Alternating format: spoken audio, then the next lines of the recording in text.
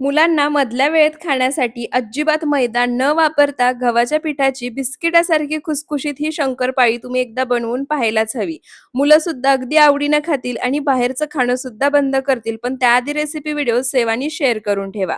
सर्वात आधी पातेल्यामध्ये 1 वाटी साखर, 1 वाटी पाणी, थोडंसं मीठ घालायचं.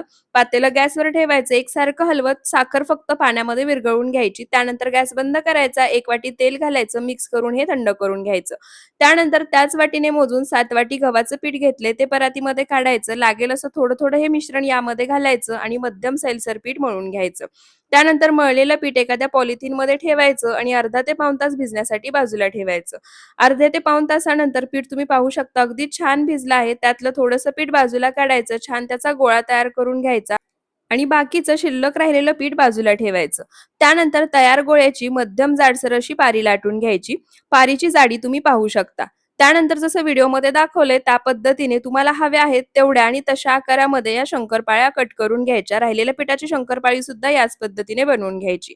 गॅसवर कढईमध्ये तेल छान कडकडीत गरम करून घेतलं आहे. गॅसचा फ्लेम मोठा ठेवायचा. तयार शंकरपाळी तेलामध्ये सोडायची आणि मोठ्या आचेवर 1 मिनिटभर त्यानंतर मीडियम टू लो फ्लेमवर अलटी करत छान सोनेरी रंग येईपर्यंत तळून घ्यायची. राहिलेल्या शंकरपाळी सुद्धा याच पद्धतीने तळायच्या. मस्त बिस्किटासारखी खुसखुशीत 1 ते 2 महिने छान टिकणारी गव्हाच्या पिठाची शंकरपाळी